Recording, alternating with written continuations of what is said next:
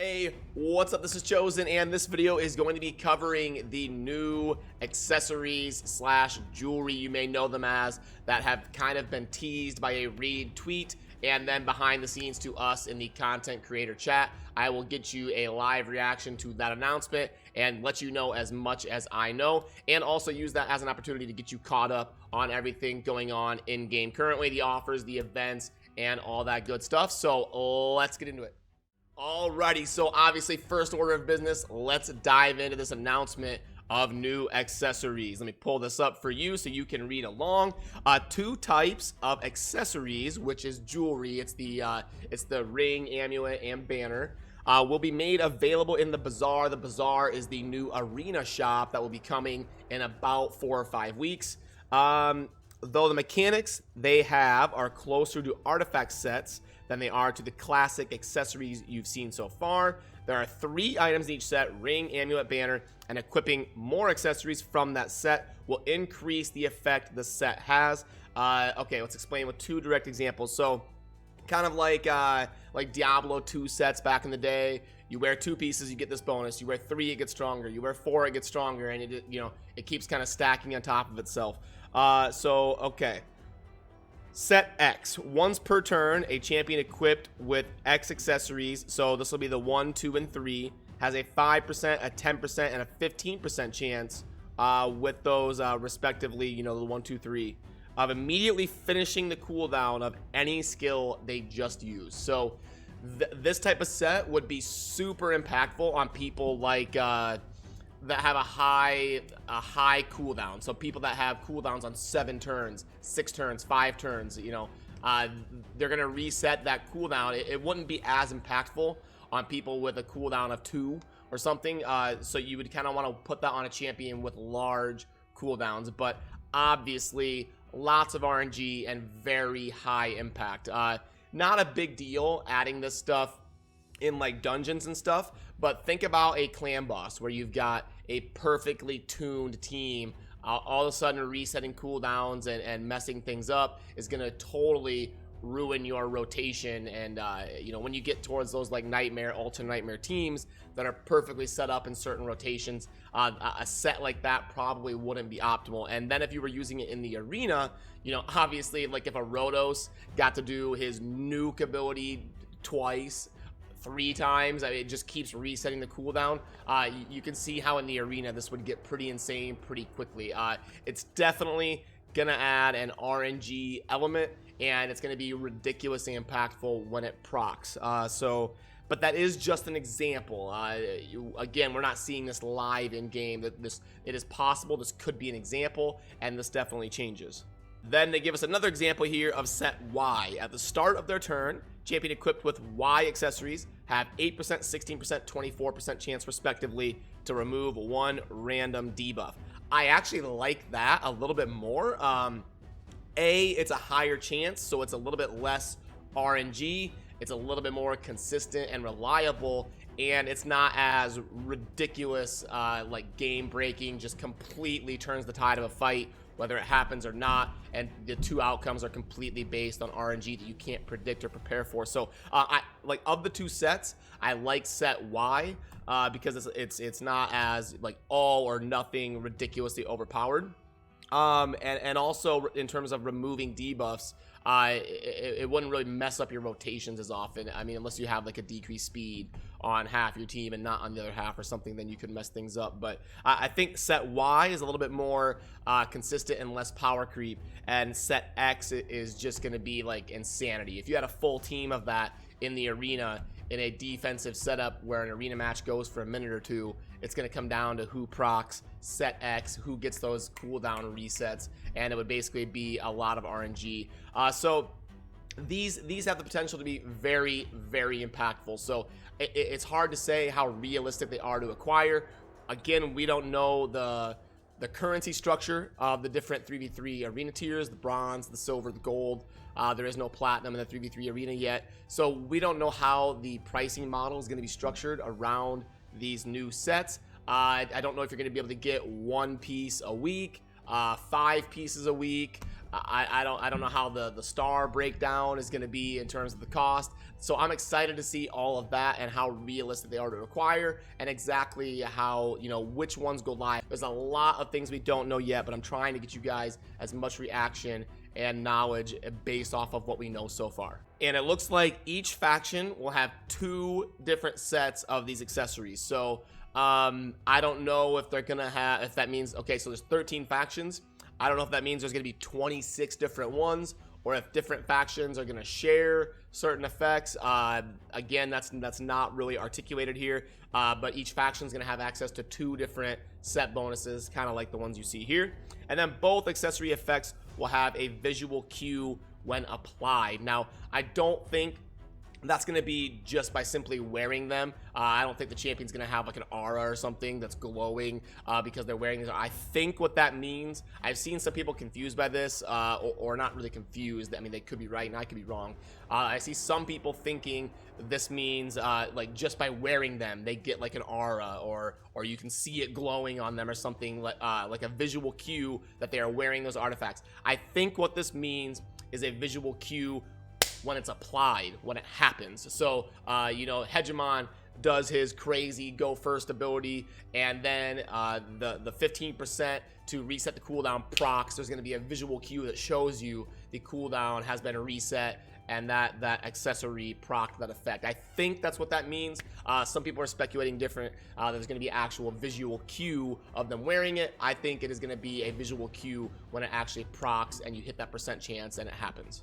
And then to wrap up that announcement, you can see the picture there. It shows a ring and amulet and then kind of a banner in the background. So a little art teaser there. So yeah, I mean, guys, it's power creep. You know, as the game progresses, they're gonna keep releasing stronger and stronger things. You know, to keep incentivizing people to keep progressing. And I think they're gonna be super strong. One thing you do want to make note of is I don't know how the main stat structuring is gonna work. I don't know if these are just gonna be flat out better, like if there's still gonna be crit damage amulets, accuracy banners, but the only difference is there's a set bonus too. So I don't know if these are just gonna be straight better, or if there's gonna be some sort of trade-off. Like if these are gonna have different main stats, if they're gonna be, if the stats gonna be structured differently. I can't see specific examples of how they roll, or if they're in the same rolling structure. I would assume they are, and if they are, they're just going to be accessories that are currently in the game with an added bonus effect. So they'll just be straight up better. But it's probably going to take a long time to get good sets of these, because I'm assuming they're going to be really strong and they're going to be super expensive in the bazaar, and refills in the bazaar are pretty expensive. So you can't really realistically grind the bazaar unless you're like a massive whale. So it's probably going to take a decent, and then you got to get the right main stat, you got to get the right rolls, you got to get it for the right faction, and then each faction has multiple sets, so you got to get the right set that you're looking for that champion. So it's definitely going to be adding a layer of longevity in terms of getting things optimized, and then you're going to have to be careful and use certain sets in certain situations, because you wouldn't want to ruin like a clan boss rotation or something. So it's going to be an interesting mechanic that I will definitely dive into live and get you guys up to speed when I actually see it implemented in the game. But that is kind of your update on the accessory announcement from today. But let's get that put away and then catch you up to everything else right now. So in terms of tournaments and events, pretty simple. We've had a lot of stuff going on in the last week or two, but right now things are slowing down a little bit. It's just going to be an Ice Golem tournament going on right now. Ice Golem typically thought of as the worst endgame dungeon, but a pretty decent one in the early to mid game, and at least there is a book at the top reward. A lot of times for the GG dungeons like the Dragon, there will only be a chicken at the top. They won't give out an epic book at the top, but so maybe worth scooping up that 2750 to get that book, and then seeing how realistic it is to acquire that Relentless set. Usually the Golem one's a little bit easier to win because it's not as desirable of a dungeon. And then in terms of offers, let's go ahead and pop this up. We've had a little bit of craziness going on in terms of offers. You know, I follow these pretty much on a daily basis, and I'm seeing some new type of offers come through. So we're definitely going to want to grade those and have a discussion here. So let me pop this up and we'll clear this out. Looks like What is this? Oh, I'm on my calculator on a different tab. There we go. Okay, cool. Okay, so we've got this great deal mix pack here for 50, and we've got 80 brews. This one looks like it's going to be decent. 8 and 5, and then it's 6 4-star chicken and 4 5-star chicken. And that covers it, I think. Yep, so a 1.88.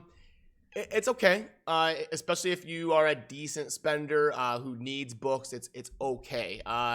It's a good offer for sure, just not like an amazing one. But let's go over the skill pack. This is pretty good for new players.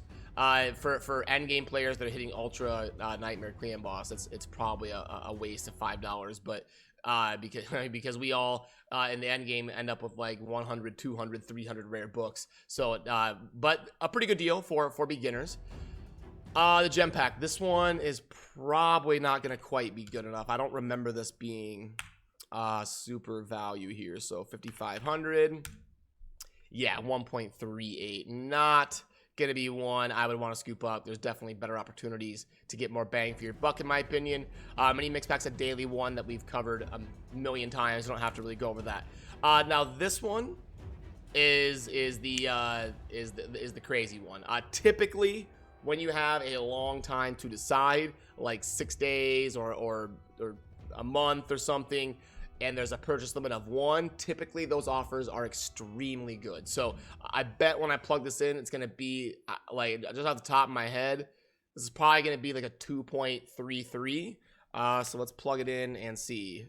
And if it is a 2.33, it is something I would buy. So we've got 800 gems, 1,000,000 silver, 1,000 energy, and XP of 3 days, and 5 ancients with 2 voids. Wow, it's actually a 2.78. So yeah, this is what I was talking about. This is the type of offer that I will usually go for, something that's over a 2.0 value. This is a 2.78, so it checks the first box for me. And then I've got a good blend of shards, energy, gems, guaranteed account progression with RNG upside, and then also some ancillary silver and XP extension to go along with it. So this is the type of offer I typically go for, and it's $20. It's not like 70, so it's a lot more realistic.